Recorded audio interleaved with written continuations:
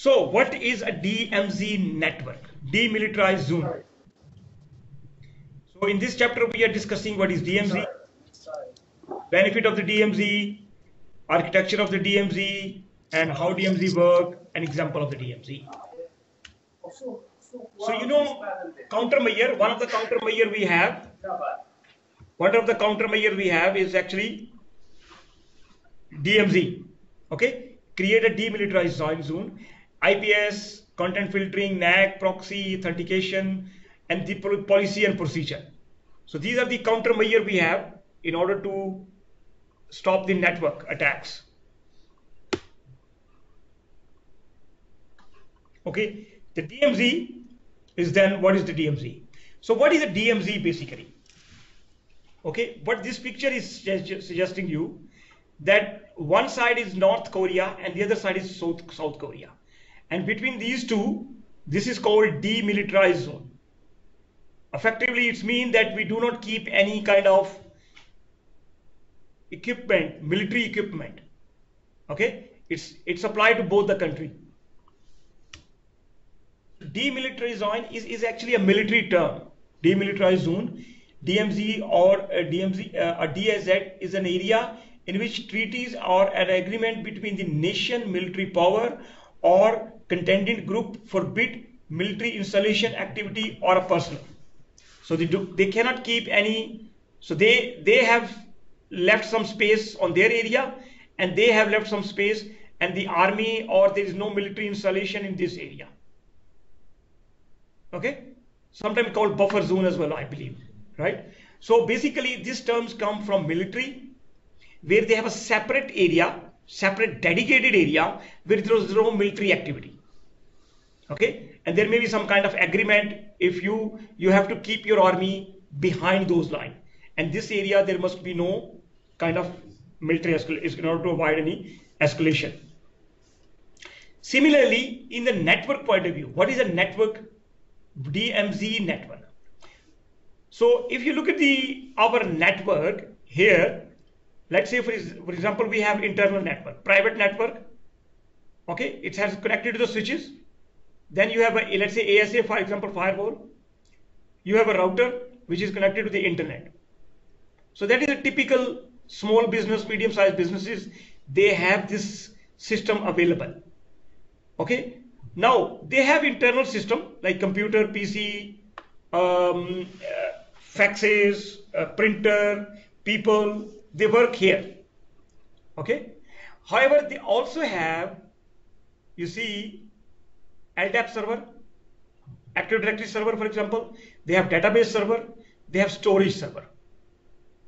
Now, if they keep these information, these server inside this network, and the bad guy comes from here and he compromises on one of the server, it means that we are also exposing the other internal component as well. So mostly these server, for example, demilitarized, this network, for example, HTTP is a front-facing server, which is most likely used for accessing for the people outside the internet. They can access it. If I keep this server here, what could happen? And that server, if there is no demilitarized zone is created on this firewall or this system, then we have to keep these system inside this network, internal network, isn't it? And if one of the hosts is compromised, it's risky for the other user internally. People may not be able to come in the office, for example. Yeah, if any malware is spread across, any Trojan is spread across, all the system can be affected.